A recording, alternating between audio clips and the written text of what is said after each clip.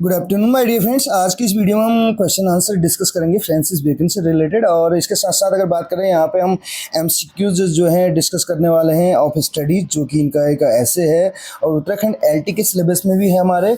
तो स्टार्ट करेंगे, ठीक है।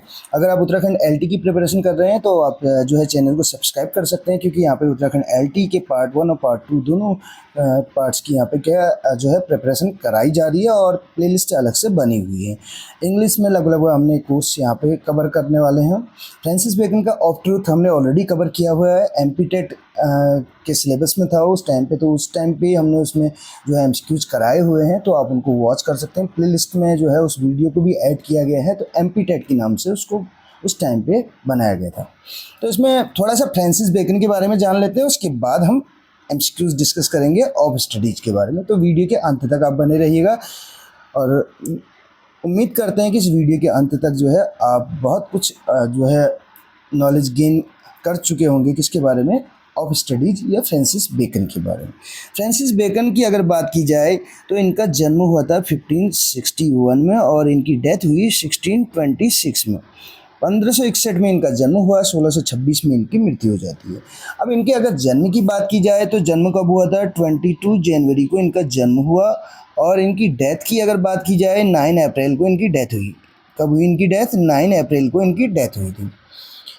22 जनवरी 1561 को इनका जन्म हुआ। जन्म कहाँ पे हुआ, जन्म हुआ था York house the strand London करके, ठीक है। स्ट्रैंड आपको लर्न कर लेना है, स्ट्रैंड लंदन करके। और इनकी मृत्यु की बात की जाए तो हाईगेट लंदन में इनकी मृत्यु हुई थी, यूनाइटेड किंगडम। तो इतना आपको थोड़ा बहुत इनके बारे में नॉलेज रखनी है। अदरवाइज इतना भी अगर आप नहीं कर पाते हैं तो लाइफ स्पैन आपको इनका जो है ज़रूर याद रखना चाहिए, क्योंकि यहाँ से क्वेश्चंस बन सकते हैं।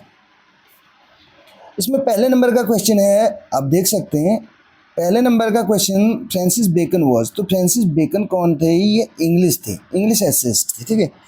कहाँ से बिलोंग करते थे, इंग्लैंड से। बेकन के अगर जन्म की बात की जाए तो इनका जन्म हम ऑलरेडी बता चुके हैं, 1561 में इनका जन्म हुआ, और 1564 में किसका जन्म हुआ, विलियम शेक्सपियर, और इसके साथ साथ क्रिस्टोफर मार्लो का भी 1564 में ही जन्म हो रखा है। तो 1564 में जन्म हुआ किसका, शेक्सपियर का। 1616 में डेथ हो जाती है, और फ्रांसिस बेकन का 1561 से लेके 1626 ये लाइफ स्पेन है।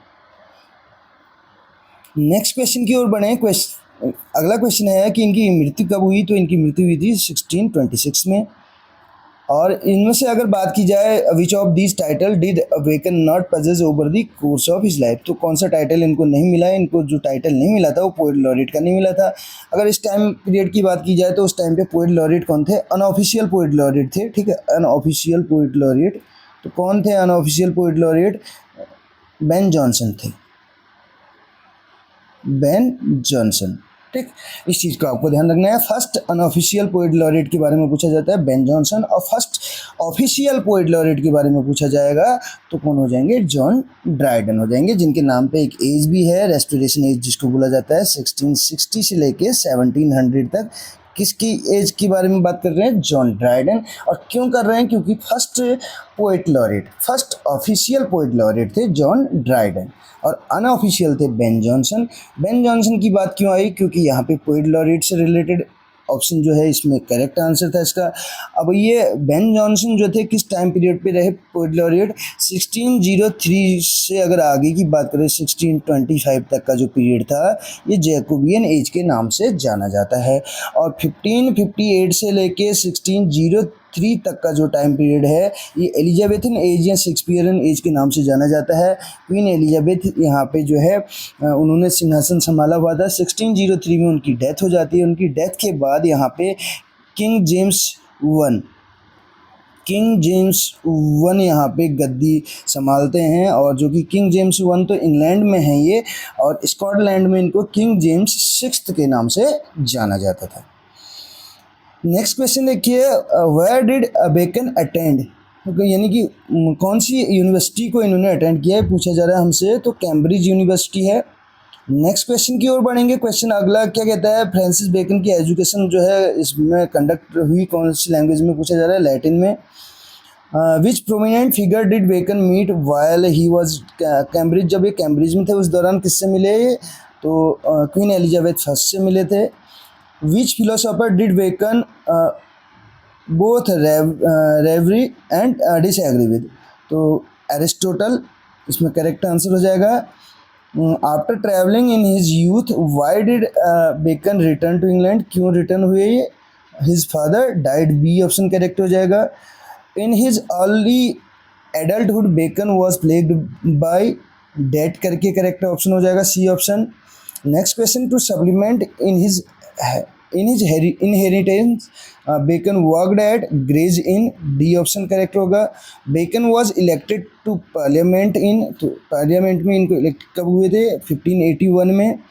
नेक्स्ट क्वेश्चन देखिए, as a member of parliament Bacon was in favour of, तो किस चीज़ के फेवर में थे? The execution of Mary Queen of Scot, B option correct हो जाएगा। क्वेश्चन नंबर 14 को देखिए, which of these prominent figures was Bacon's uncle, तो इनमें से इनके अंकल कौन थे? लॉर्ड बर्गले करके थे।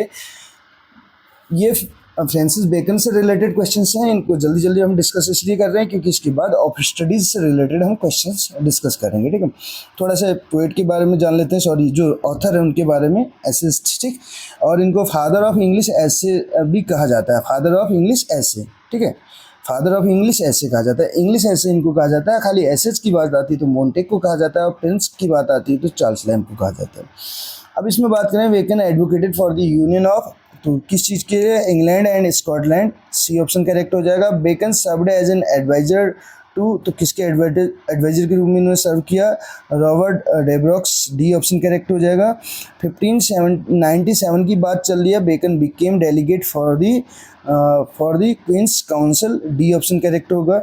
Next question, Bacon was arrested for debt इन, तो अरेस्ट हुए कब हुए डेट के लिए? 1598, 18 की अगर बात की जाए, बी ऑप्शन करेक्ट हो जाएगा। नेक्स्ट देखिए, बेकन वॉज नाइटेड इन, तो 1603 after the accession of King James I, under which monarch did Bacon experience the most favour, तो मोनार्क के बारे में पूछा जा रहा है, जेम्स फर्स्ट करके हो जाएगा, डी ऑप्शन करेक्ट हो जाएगा, जेम्स I। बेकन मैरिड, तो इनकी शादी किससे हुई? एलिस बैनन से हुई, एट द एज ऑफ 45 की उम्र में हुई, ठीक है। नेक्स्ट क्वेश्चन है, बेकन बिकेम अटॉर्नी जनरल, तो अटॉर्नी जनरल कब बने ये पूछा जा रहा है क्वेश्चन नंबर 22 में हमसे, तो 1613 में। और 1613 को कैसे याद रखना है? यहाँ पे अगर बात करें 1599 में मैंने आपको बताया था ग्लोब थिएटर बिल्ड हुआ था, 1613 में उसमें आग लग जाती है जब यहाँ पे प्ले जो है परफॉर्म किया जा रहा होता है। और इसके बाद अगर बात की जाए 1614 में इसको रिबिल्ड किया गया था, ग्लोब थिएटर की बात मैं कर रहा हूँ, तो 1613 को आप ऐसे भी लर्न कर सकते हैं, ठीक। नेक्स्ट क्वेश्चन की अगर बात करें, क्वेश्चन नंबर 23 क्या कहता है? इन हिज लेटर ईयर्स, अपने अंत के सालों में, दिनों में बोल सकते हैं, Bacon was treated with disgrace, C option correct होगा। Next question, Bacon's long time enemy was, तो इनके जो राइवल थे वो कौन थे? एडवर्ड कोक थे, ठीक है। नेक्स्ट लास्ट क्वेश्चन है बेकन से रिलेटेड, इसके बाद हम ऑब्स्ट्रीज पे आधारित क्वेश्चंस यहाँ पे डिस्कस करेंगे। बेकन वाज डिवोट ऑफ, तो किस चीज़ के डिवोट थे? एंग्लिकन, बी ऑप्शन करेक्ट हो जाएगा। अब इसके बाद हम क्वेश्चंस डिस्कस करेंगे किससे रिलेटेड? ऑब स्टडीज़ पे आधारित, और एक कलेक्शन है ये। और वीडियो आपको पसंद आए तो अधिक से अधिक शेयर कीजिएगा। Who is known as father of empiricism, आपको पता है, देखिए बेकन दिया हुआ है ऑलरेडी। एम्पेरिसिज्म किसको बोलते हैं? अनुभववाद बोलते हैं जिसको, ठीक है। एम्पेरिसिज्म को क्या बोलते हैं? अनुभववाद बोलते हैं, ठीक है। बढ़ेंगे नेक्स्ट क्वेश्चन की ओर। अगला क्वेश्चन क्या कहता है? अनुभववाद में किसकी बात आती है? एक्सपीरियंस और सेंस ऑर्गन्स के द्वारा सीखने की बात आती है, ठीक। हमने इसको पार्ट 1 में जब हम क्वेश्चन आंसर डिस्कस कर रहे थे उस टाइम भी डिस्कस किया हुआ था। बेकन बिलोंग्स टू, कौन सी एज से बिलोंग करते हैं? एलिजाबेथन एरा से। एलिजाबेथन एरा का टाइम पीरियड हमने बताया 1558 से लेके 1603 तक। नेक्स्ट क्वेश्चन देखिए, who was the lifelong enemy of Bacon? तो एडवर्ड कोक थे, ऑलरेडी हम बात कर चुके हैं। Besides English, Bacon also wrote in, Bacon ने इंग्लिश के अलावा लैटिन में लिखा था।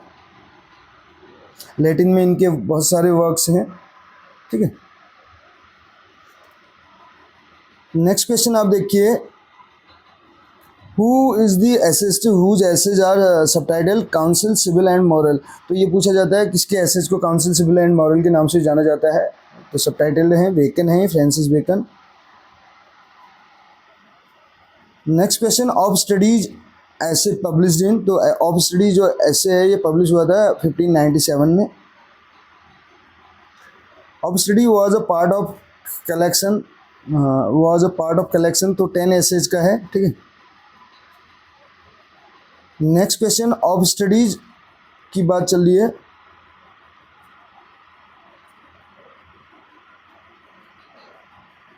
Of study was revised from the edition for 1612 वाले एडिशन में, ठीक है।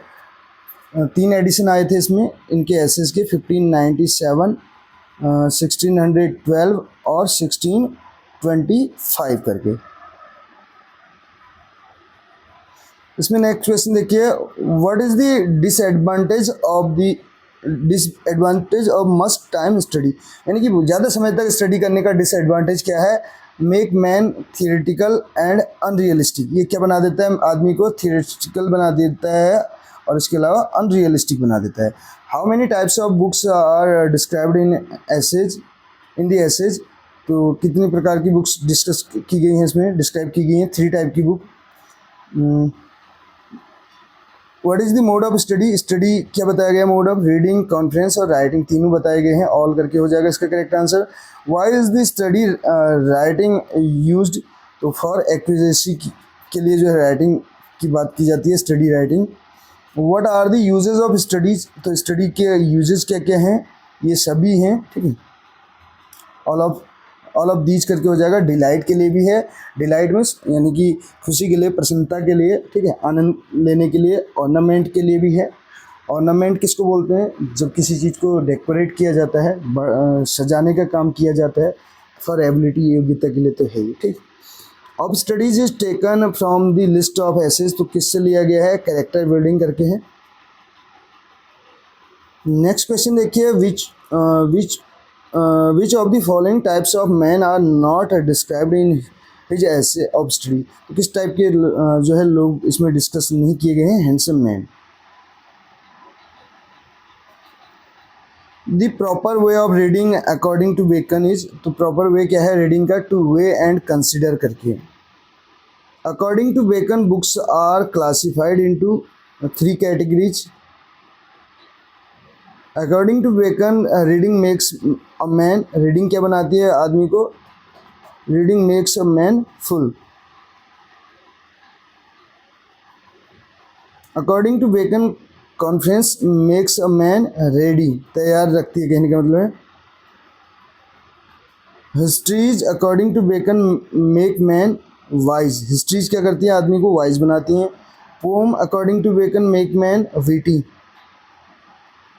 बुद्धिमान से ही है, ठीक है, जो कम शब्दों में बहुत कुछ कहने की वो रखते हैं, ठीक है। विटी सेइंग के लिए किसको जाना जाता है, एफोरिस्टिक स्टाइल के लिए, ये आप बताएंगे। According to Bacon logic and rhetoric makes man तो एबल टू कंटेंड। रेटोरिक क्या होता है, परसुएशन बोलते हैं, ठीक है, ये भी एक फिगर ऑफ स्पीच है, परसुएशन बोलते हैं इसको, परसुएशन, ठीक है। परसुएशन क्या है, अपनी बात को मनाना, ठीक है। कैसे, जैसे हम बोलते हैं ना, मैंने कितनी बार आपसे कहा है, मतलब मैं पूछना नहीं चाह रहा हूँ आपसे कि कितनी बार कहा है, आपको ये नहीं बोलना है कि 3 या 4 बार कहा है, लेकिन यहाँ पे मैं अपनी बात को उस पर एम्फेसिस करने के लिए, जोर देने के लिए कर रहा हूँ कि मैं कह रहा हूँ मैंने बहुत बार बता दिया है, कहने का मतलब है आपको, इस टाइप से। Those who utilize studies and make proper use of them are called wise men। जो स्टडी का यूज करते हैं, यूटिलाइज करते हैं उसको, proper use of them are called wise man. उनको क्या कहा जाता है, वाइज मैन कहा जाता है, जो प्रैक्टिकल लाइफ में भी उसको यूज करते हैं, कहने का मतलब है। What type of man should study the lawyer cases. किस प्रकार के आदमी को जो है लॉयर केसेस की स्टडी करनी चाहिए। Man not apt to beat over matters, ठीक है, जिनको किसी मैटर की समझ नहीं होती है, अगर किसी उसका हल चाहते हैं, सॉल्यूशन का, ठीक है, किसी प्रॉब्लम का सॉल्यूशन चाहते हैं, तो तब जाके उनको लॉयर के केसेस की स्टडी करनी चाहिए। Bacon uses Latin quotations of studies too, कितनी कोटेशन यूज कर रखी है? 2 कर रखी है। ये तो थे कुछ क्वेश्चन। अब यहाँ पे बात कर लेते हैं कोटेशन क्या थी वो। कोटेशंस की अगर बात की जाए तो कोटेशंस भी हमने लिखी हुई हैं। तो एक तो क्वेश्चन ये बनता है इनके राइवल कौन थे फ्रांसिस बेकन के, तो वो थे एडवर्ड कोक। और इसके साथ साथ कुछ मेन पॉइंट्स को हम एक बार फिर से डिस्कस कर लेते हैं, ठीक है। और इसके अलावा ये लॉर्ड चांसलर कब से कब तक बनते हैं? 1618 से लेके 21 तक फर्स्ट लॉर्ड चांसलर, ठीक। इसके अलावा कुछ अन्य जो क्वेश्चंस हैं उसमें बात करें तो फ्रांसिस बेकन जो है first Viscount of Saint Alban, और इनको जाना जाता है लॉर्ड किस रूप से? लॉर्ड वेरुलम करके, लॉर्ड वेरुलम के नाम से भी इनको जाना जाता है। 1618 से लेकर 1621 हम ऑलरेडी इस बारे में बात कर चुके हैं। ये एक इंग्लिश फिलोसोफर और स्टेट्समैन थे जिन्होंने सर्व किया एज अटॉर्नी जनरल और इसके अलावा Lord Chancellor of England under King James first, ठीक है। After the accession of King James one in 1603 Bacon was knighted, ठीक है।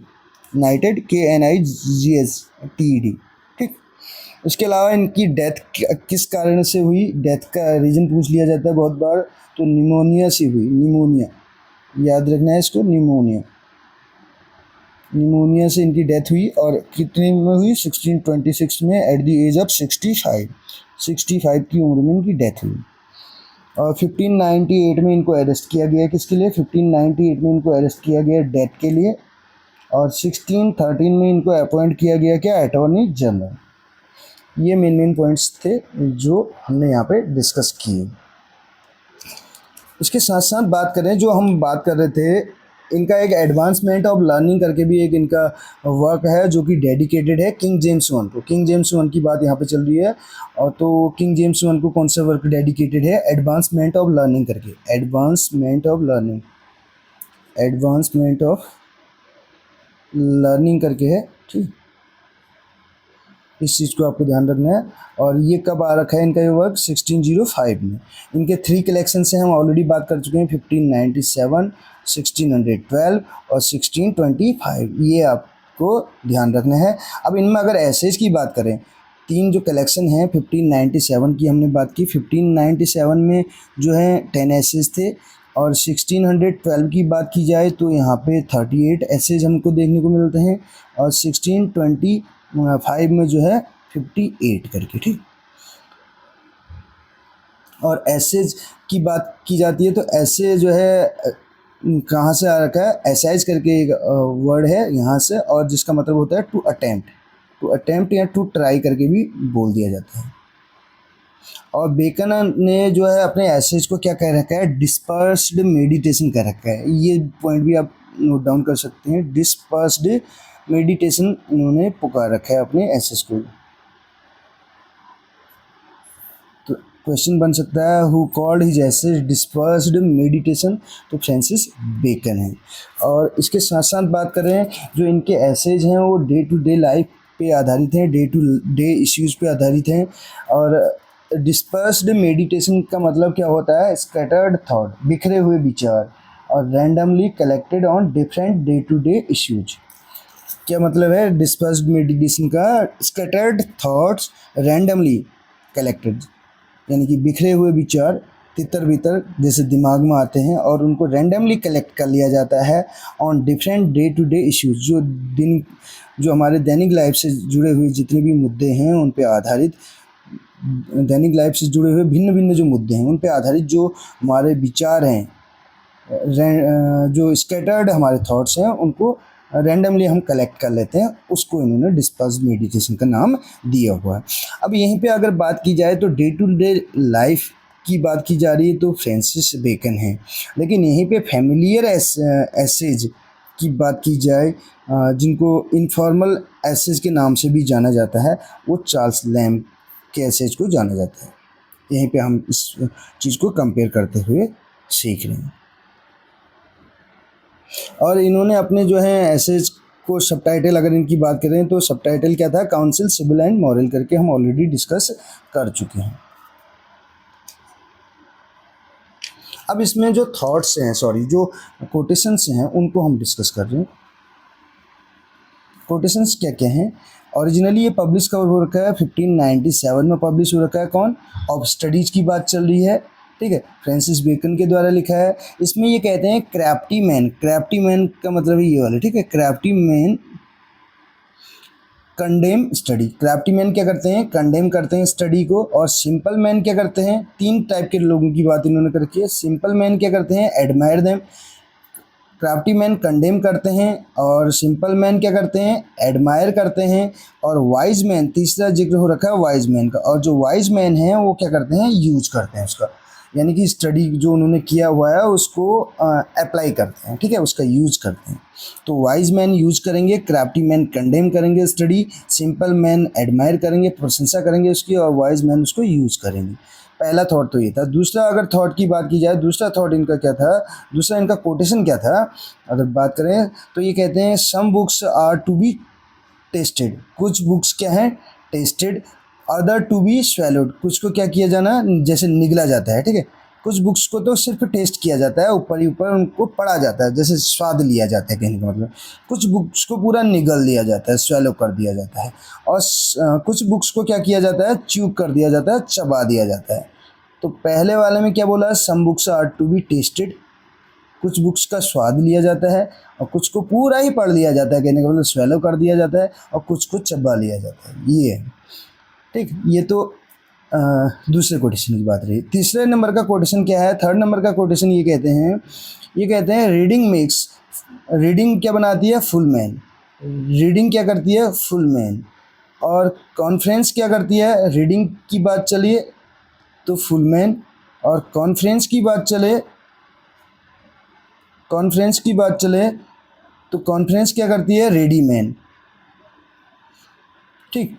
और इसके अलावा राइटिंग की बात करें तो अगर जब राइटिंग की बात कर ली जाती है तो राइटिंग क्या करती है? Exact man.